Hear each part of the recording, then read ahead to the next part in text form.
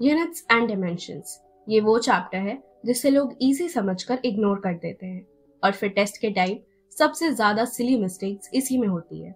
इस वीडियो में हम सिर्फ एनसीईआरटी को रीड नहीं करने वाले, हम पूरा चैप्टर रीबिल्ड करेंगे। मैं आपको 100% एनसीईआरटी थ्योरी, सारे definitions, dimensional formulas, primary and derived units, conversion rules, significant figures, error types, plus वो ग्राफ्स और रिलेशनशिप्स दूंगी जो एनसीईआरटी में डायरेक्टली नहीं दिए गए हैं लेकिन एग्जाम्स में बार बार पूछे जाते हैं।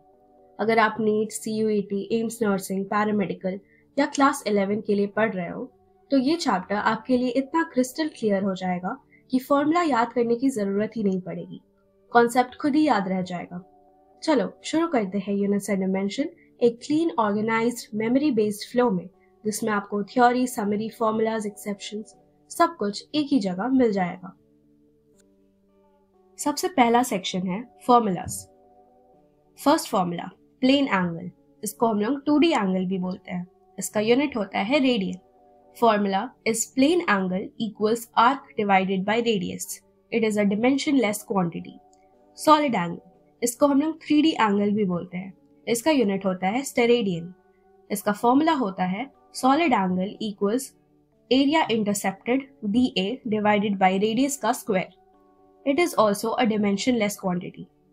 वर्नियर कैलिपर, इसका डायग्राम दिया हुआ है रेफरेंस के लिए। ऊपर वाले जॉज जो होते हैं वो इनसाइड मेजरमेंट्स के लिए काम आते हैं और नीचे वाले जो जॉज होते हैं वो आउटसाइड मेजरमेंट्स के लिए काम आते हैं। Lock screw and thumb screw for tightening, vernier scale दिया हुआ है एंड मेन स्केल दिया हुआ है एंड एक डेप्थ रॉड। सबसे पहले इन क्वेश्चन में हम लोगों को लीस्ट काउंट फाइंड करना होता है। लीस्ट काउंट वर्नियर कैलिपर का होता है 1 main scale division minus 1 vernier scale division. अब ये जो वर्नियर स्केल डिवीजन है वो डायरेक्टली नहीं दिया जाता, कभी कभी ये एक इक्वेशन की फॉर्म में दिया जाता है, जैसे 8th main scale division equals to 10th vernier scale division.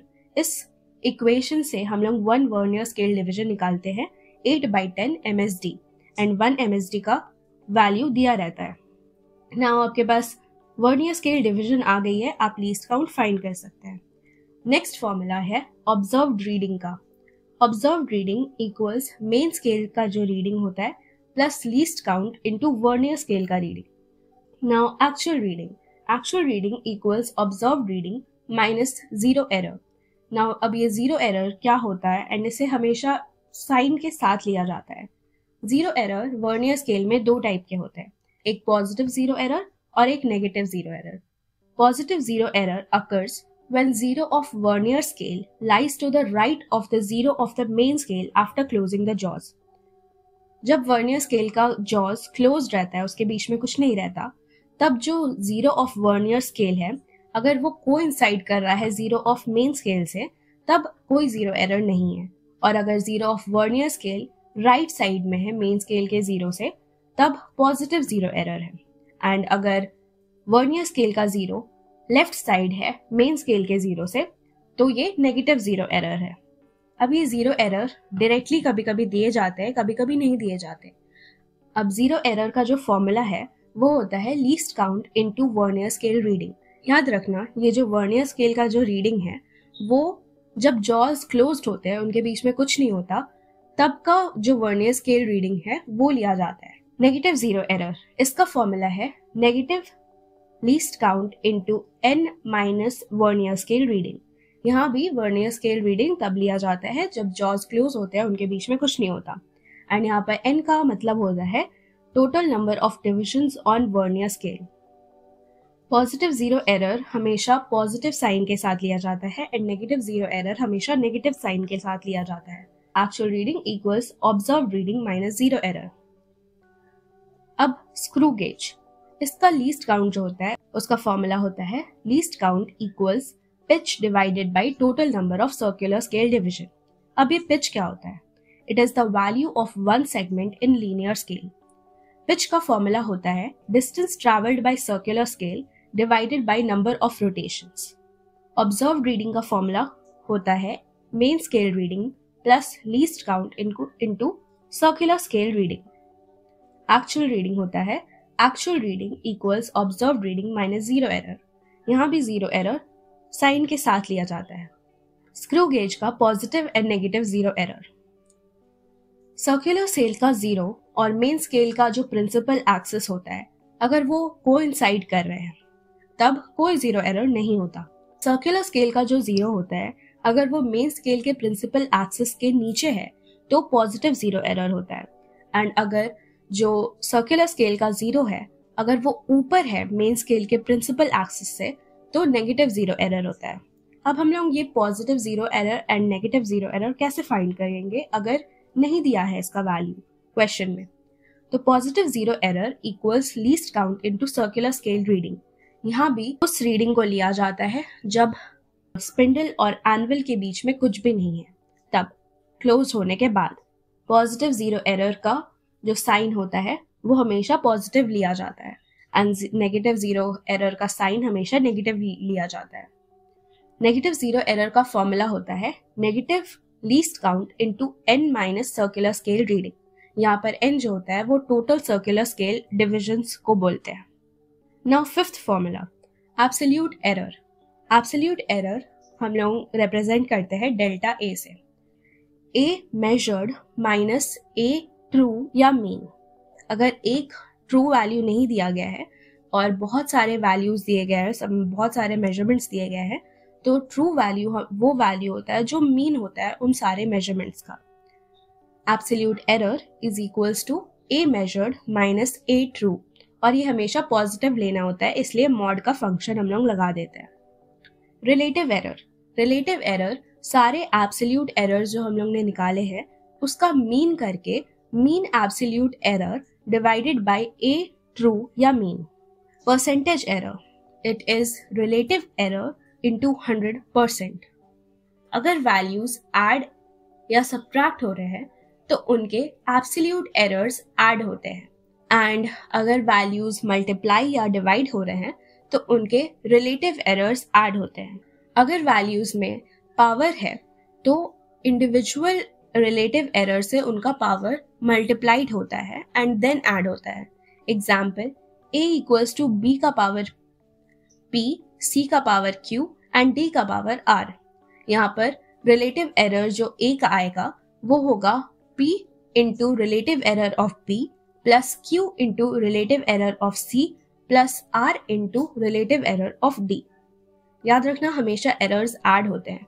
Unit conversion, n1 u1 equals to n2 u2। इसमें आपको कोई भी 3 वैल्यू दिया रहेगा और चौथा वैल्यू आपको निकालना पड़ेगा, एंड इसमें जो u1 होता है उसको हम लोग डिमेंशंस में लेते हैं। n1 m1 का पावर a, l1 का पावर b, t1 का power c equals n2 m2 का पावर a, l2 का पावर b एंड c2 का power c। For example 7 Newton को CGS यूनिट में कन्वर्ट करना है। फाइनल जो नंबर आएगा CGS यूनिट में वो हम लोग निकालेंगे 7 जो n1 है, एंड ऊपर u1 divided by u2। u1 जो है वो है तुम्हारा न्यूटन का डिमेंशंस, और जो u2 है वो है CGS यूनिट का dimensions. 1 kilogram divided by 1 gram, 1 metre divided by 1 centimetre, 1 second divided by 1 second. And इसके जो पावर्स है वो यूनिट के हिसाब से होते हैं। न्यूटन एक फोर्स का यूनिट है, तो इसका जो डिमेंशन होता है वो m l t माइनस 2 का होता है। इसलिए मास वाले डिमेंशन में पावर 1 है, लेंथ वाले डिमेंशन में पावर 1 है, और टाइम वाले डिमेंशन में पावर -2 है। Now next section, important theory. First, fundamental units. These are the units for base quantities. Example, kilogram, meter, second, Kelvin, candela, ampere and mole. Derived units. Units of all other quantities that are combination of base units. Derived units fundamental units को combine करके बनाया जाता है। CGS units. इसमें जो fundamental units होते हैं वो सेंटीमीटर, ग्राम और सेकेंड में लिए जाते हैं। It is also known as Gaussian system of units. FPS units, इसको हम लोग फुट, पाउंड और सेकेंड में लेते हैं। इसको ब्रिटिश सिस्टम ऑफ यूनिट्स भी कहा जाता है। MKS units, metre, kilogram, second. CGS और MKS सिस्टम्स जो होते हैं unit systems, they are metric system of units. but FPS, it is not a metric system of unit.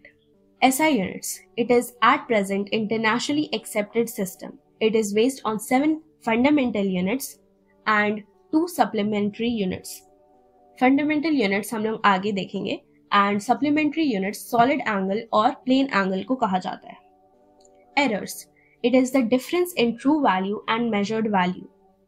पहला error type होता है systematic error. Errors that tend to be in one direction. They are directional errors. It is either positive or negative, and these errors can be controlled. For example, zero error. Random errors, which occur irregularly and hence are random with respect to sign and size. They arise due to random and unpredictable fluctuations in experimental conditions, personal errors by the observer taking reading, etc. These errors can't be controlled. Systematic errors directional होते हैं and positive या negative होते हैं, तो ये control किए जा सकते हैं, जैसे zero error में. And random errors किसी भी चीज़ के वजह से हो सकता है, कोई भी unpredictable चीज़, environmental, experimental या personal, तो ये control नहीं किए जा सकते हैं. Errors हमेशा add होते हैं. Least count of instruments. Metre scale का लीस्ट काउंट होता है 1 मिलीमीटर, वर्नियर स्केल का लीस्ट काउंट होता है 0.1 मिलीमीटर एंड स्क्रू गेज का लीस्ट काउंट होता है 0.01 millimetre. Significant figures. Rules for counting significant figures. All non zero digits, all zeros between 2 non-zero digits. For a number with a decimal, the trailing zeros are significant figures. क्या क्या significant figures होते हैं? सारे digits जो zero नहीं है वो significant figure है. सारे जीरोस जो 2 नॉन जीरो डिजिट के बीच में आते हैं वो सिग्निफिकेंट होते हैं. अगर कोई नंबर है जिसमें डेसिमल पॉइंट है तो डेसिमल पॉइंट के एंड में जितने भी जीरोस आ रहे हैं वो सिग्निफिकेंट है. 4th point, leading zeros to the left of a non zero digit, powers of 10, trailing zeros to the right of the number without a decimal point. It is also non-significant figures. क्या क्या digit significant नहीं होते? जो leading zeros होते हैं, जो सबसे पहले आते हैं लीडिंग जीरोस, वो नॉन सिग्निफिकेंट होते हैं. सारे जो पावर्स होते हैं 10 के वो नॉन सिग्निफिकेंट होते हैं. सारे ट्रेलिंग जीरोस जो एंड में जीरोस आते हैं, अगर वो एक डेसिमल नंबर नहीं है और लास्ट में बहुत सारे जीरो है तो वो जीरो सिग्निफिकेंट फिगर नहीं होता है. For example 1.00 into 10 to the power 6, इसमें जो 10 to the power 6 है ये एक पावर ऑफ 10 है, तो ये सिग्निफिकेंट नहीं होगा. 1.00 इसमें जो जीरो है वो डेसिमल पॉइंट के बाद आ रहे हैं, इसलिए ये सिग्निफिकेंट फिगर्स होंगे. So there are 3 significant figures here. Second number 0290.0010, इसमें जो पहला जीरो है वो नॉन सिग्निफिकेंट है क्योंकि ये लीडिंग जीरो है. एंड 29 क्योंकि ये नॉन जीरो डिजिट्स है तो ये सिग्निफिकेंट होंगे. एंड 0.001 इसमें जो ये 3 जीरो है वो 2 नॉन जीरो डिजिट्स के बीच में आ रहे हैं, इसलिए ये भी सिग्निफिकेंट होंगे. 1 क्योंकि ये नॉन जीरो डिजिट है इसलिए वो सिग्निफिकेंट होगा. एंड 1 के बाद जो जीरो आ रहा है वो भी सिग्निफिकेंट होगा. सिंस ये डेसिमल पॉइंट वाला नंबर है तो जो ट्रेलिंग जीरोस है वो सिग्निफिकेंट होते हैं. So therefore there are 7 significant figures in this. Number of significant figures depends on least count of an instrument and significant figure defines precision of instruments. तो जिसका जितना ज्यादा लीस्ट काउंट होगा उसका उतना ज्यादा सिग्निफिकेंट फिगर्स होगा और उसका उतना ज्यादा प्रिसिजन होगा. 11th point, rules of arithmetic operation with significant figures. अगर आप किसी नंबर को ऐड या सब्सट्रैक्ट कर रहे हो तो उसका जो रिजल्ट होगा वो लीस्ट डेसिमल प्लेसेस में होगा. मल्टीप्लाई या डिवाइड करने पे जो रिजल्ट होता है वो least number of significant figures में होता है. Rounding off uncertain digits. If last digit is greater than 5, then preceding digit is raised by 1. For example, 4.67. इसमें जो 7 है वो greater than 5 है, तो उसके पहले वाला digit जो 6 है उसको हम लोग एक नंबर से increase कर देंगे. तो फाइनल 4.7 होता है। अगर लास्ट डिजिट लेस देन 5 है तो डिजिट अनचेंज होंगे, प्रीसीडिंग डिजिट्स। फॉर एग्जाम्पल 4.63, इसमें जो 3 है वो 5 से कम है, इसलिए जो उसके पहले वाला नंबर होगा वो एज इट इज रहेगा 4.6। If the last digit is equals to 5, then the preceding digit अगर वो odd है तो उसको हम लोग 1 से रेज कर देंगे, और अगर वो इवन है तो वो अनचेंज्ड रहेगा। फॉर एग्जाम्पल 7.35, इसमें लास्ट डिजिट 5 है एंड उसकी प्रीसीडिंग डिजिट ऑड है, तो हम लोग इसका आंसर 7.4 लिखेंगे, 3 को +1 कर देंगे। अगर प्रीसीडिंग डिजिट इवन हुआ तो वो अनचेंज रहेगा। फॉर एग्जाम्पल 7.25, इसका आंसर 7.2 ही रहेगा, 7.3 नहीं होगा, क्योंकि 2 एक इवन डिजिट है। 12th point, least count. What is least count? Least count is the smallest value of a physical quantity measured by an instrument. Dimensional formula. ये सेक्शन 2 टाइप से याद किया जा सकता है। या तो आप डायरेक्टली सारे क्वांटिटीज का डिमेंशनल फॉर्मूला डायरेक्टली याद कर लीजिए, या तो आप मेरे तरीके से याद कर सकते हैं। आप फॉर्मूला याद रख के फॉर्मूला से डिमेंशनल फॉर्मूला निकाल सकते हैं। अगर आप मेरे टाइप से पढ़ना चाहते हैं तो ये सेक्शन आपके लिए है, और अगर आप डायरेक्ट डिमेंशनल फॉर्मूला रटना चाहते हैं तो आपको ये टेबल्स जो है वो आपको इंटरनेट पे आराम से मिल जाएगा। सो मैं क्या करती हूँ कि मैं बस 4 डिमेंशनल फॉर्मूला हमेशा याद रखती हूँ डायरेक्टली। फोर्स का डिमेंशनल फॉर्मूला mLT-2, वर्क या एनर्जी का डिमेंशनल फॉर्मूला mL2T-2, चार्ज का dimensional formula AT, coefficient of viscosity का डिमेंशनल फॉर्मूला mL-1T-1। इसमें जो पहले 3 हैं वो बहुत ज़रूरी होते हैं, क्योंकि आधे फॉर्मूलाज में इनका कहीं ना कहीं यूज़ होता रहता है, इसलिए ये डिमेंशनल फॉर्मूला आपको हमेशा याद होना चाहिए।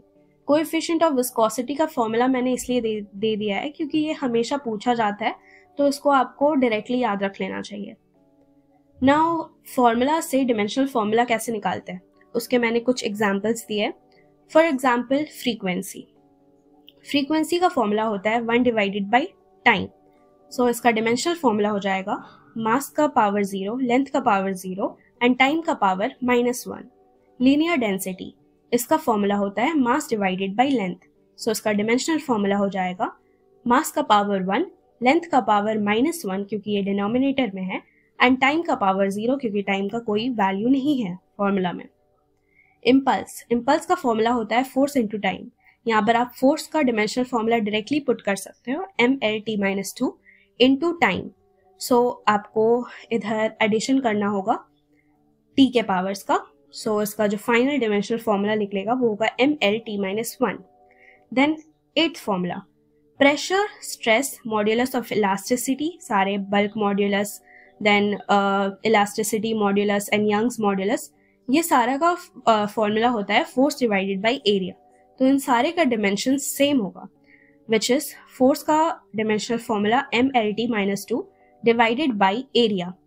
सो एरिया को हम लोग लेंथ का स्क्वायर लिख सकते हैं, इसलिए mLT-2 डिवाइडेड बाय L का square, which is equals to mL-1T-2। Energy density, इसका फॉर्मूला होता है energy by volume. 10th, angular displacement, इसका फॉर्मूला होता है arc length divided by radius. इसमें जो आर्क लेंथ है वो L होता है एंड रेडियस भी L होता है, तो दोनों L कट जाते हैं, डिमेंशन लेस क्वांटिटी बन जाता है। एंगुलर वेलोसिटी, इसका फॉर्मूला होता है angular displacement theta divided by t। Since angles का कोई डिमेंशन नहीं होता है तो इसमें जो डिमेंशनल फॉर्मूला होगा वो t-1 होगा। एंगुलर एक्सेलरेशन, इसका फॉर्मूला होता है angular velocity divided by time. Angular momentum, इसका फॉर्मूला होता है linear momentum into R perpendicular. Linear momentum का फॉर्मूला होता है mass into velocity. Planck's constant हम लोग E=h म्यू वाले फॉर्मूला से निकाल सकते हैं। यहाँ पर जो प्लैंक्स कांस्टेंट होता है वो h होता है, h=E divided by mu. Angular impulse equals torque into time.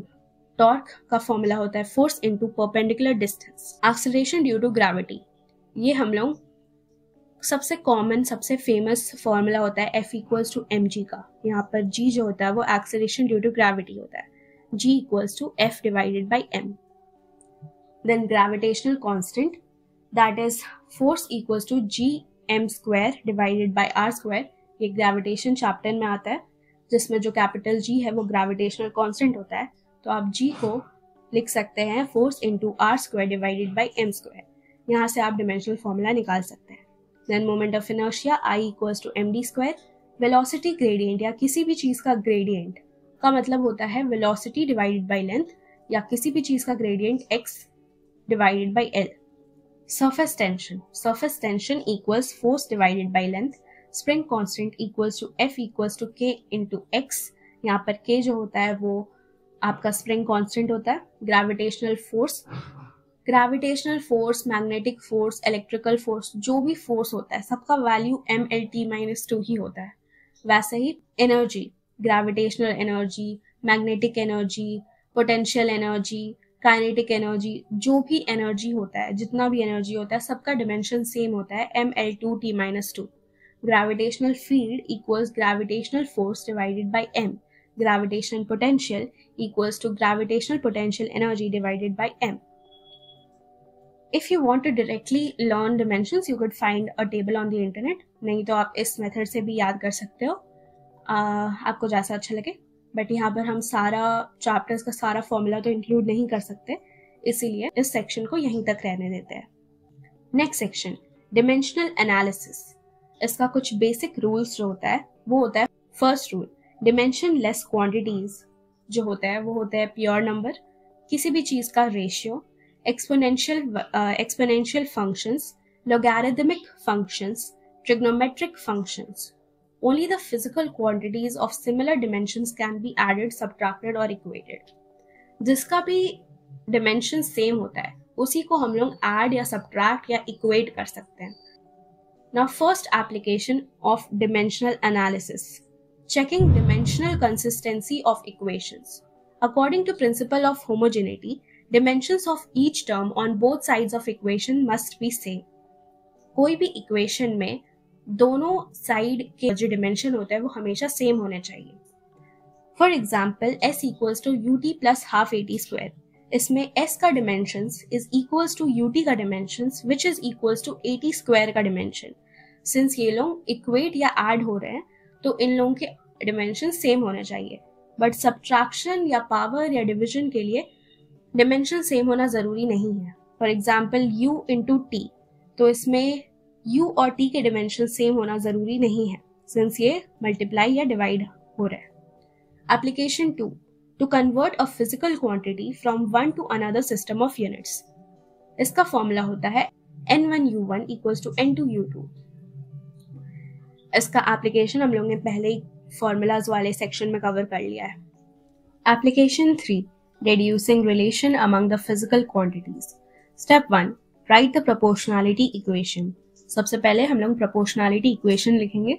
For example, surface tension is proportional to energy का power A, velocity का power B, time का power C. Step 2, write the dimensions in both sides. Surface tension का dimensions होता है mt-2, which is proportional to energy का dimension ml का power 2, t का power -2 and whole का power a.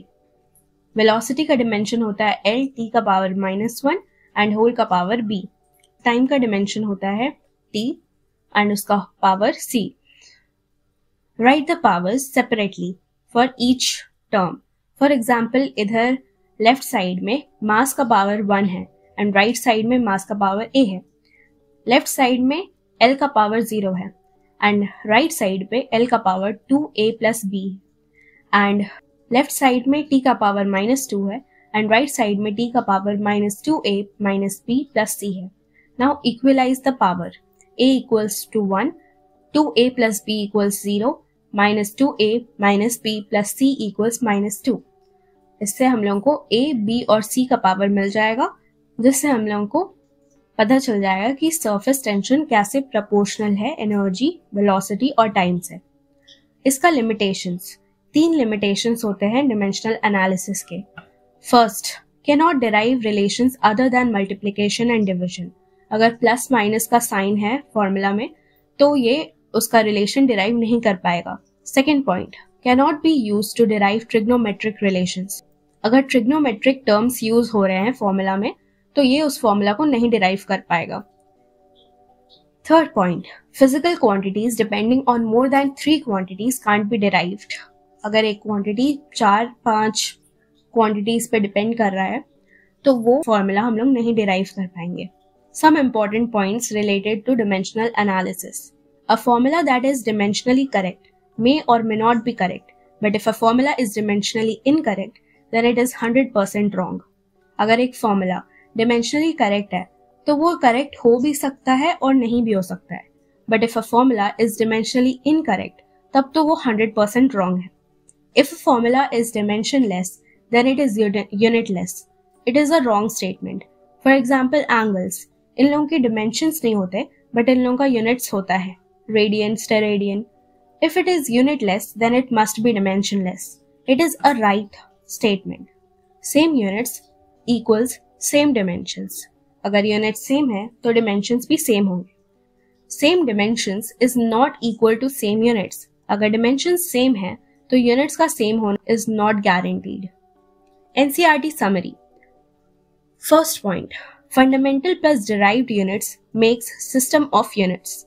Fundamental units के examples होते हैं लेंथ, जिसका यूनिट होता है metre, mass kilogram, time second, electric ampere, temperature Kelvin, amount of substance, mole, luminous intensity, candela. A choice of change of different units does not change the number of significant digits or figures in a measurement. For example, 2.308 centimeter. अगर हम लोग इसको metres में लिखेंगे तो इसका value होगा 0.02308 metre, millimetre में 23.08 मिलीमीटर एंड माइक्रोमीटर में 2308 माइक्रोमीटर. बट इन सब में सिग्निफिकेंट फिगर्स इक्वल रहते हैं, 4 significant figures. Scientific notation, it is expressed as a into 10 to the power b. यहाँ पर a जो होता है वो 1 से 9.999 तक रहता है एंड b जो होता है वो इंटीजर एक्सपोनेंट होता है. Order of magnitude, power of 10 in the scientific notation a into 10 to the power b. यहाँ पर जो b होता है वो ऑर्डर ऑफ मैग्नीट्यूड होता है. It is used in estimation. For example, diameter of Earth is 1.28 into 10 to the power 7 meter. इसको हम लोग ऐसे भी लिख सकते हैं that it is the order of 10 to the power 7 with order of magnitude 7. So 10 to the power 7 is an order and 7 it is the order of magnitude. Fifth point, the multiplying or dividing factors in a formula, example r equals to d by 2 or s equals to 2 pi by r. यहाँ पर जो 2 है वो एक exact number है, so it has infinite significant figures. Sixth point, some absolute error can give different relative errors. For example, 2 value है 1.02 gram and 9.89 ग्राम. इन दोनों का जो एब्सोल्यूट एरर है वो 0.01 ग्राम है, but relative error for 1.02 is 0.01 divided by 1.02 into 100. So इसका relative error 1% आता है, जहाँ पर 9.89 ग्राम का relative error 0.01 divided by 9.89 into 100 का relative error 0.1% आता है. So a smaller value has larger relative error even if the absolute error is same. अगर absolute error same भी है तब भी जो smaller value है उसका जो relative error है वो ज्यादा होगा. 7th point, keep 1 extra digit in intermediate steps. Do not round off too early. किसी भी कैलकुलेशन में इंटरमीडिएट स्टेप्स में एक डिजिट एक्स्ट्रा रखना चाहिए एंड राउंड ऑफ सिर्फ एंड में जब फाइनल रिजल्ट आ जाता है तब राउंड ऑफ करना चाहिए. 8th point, treat units like algebra until you get the final unit. That is, handle the units just like numbers.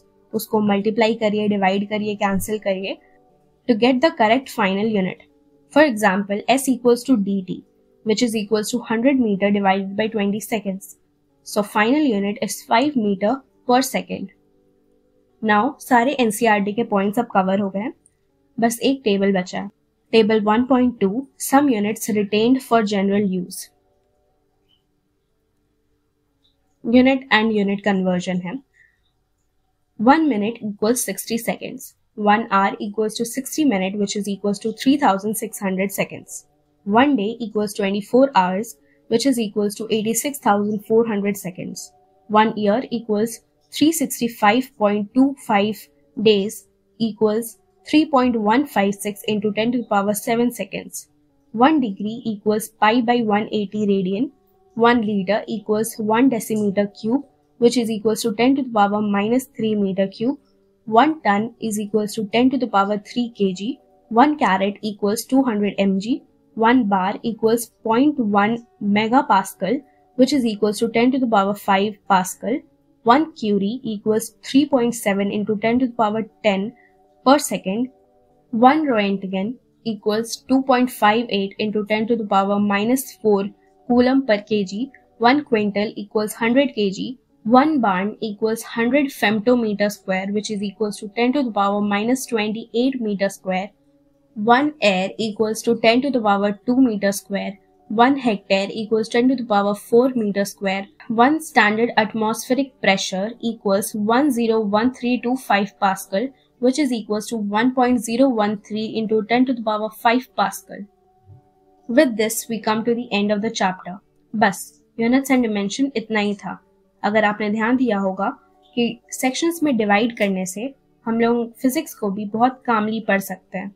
ये वीडियो पूरा 100% एनसीईआरटी कवर करता है, लेकिन मैंने इसके साथ उन पॉइंट्स को भी इंक्लूड किया है जो एंट्रेंस एग्जाम में रिपीटेडली पूछे जाते हैं पर टेक्स्ट बुक में क्लियरली नहीं दिए होते हैं। मैं हर ऑल्टरनेट डे एक नया चैप्टर अपलोड कर रही हूँ। आप बस फ्लो मिस मत करना, सब्सक्राइब कर लेना ताकि आपका फिजिक्स, केमिस्ट्री एंड बायोलॉजी तीनों का रिविजन स्मूथ और कंसिस्टेंट रहे।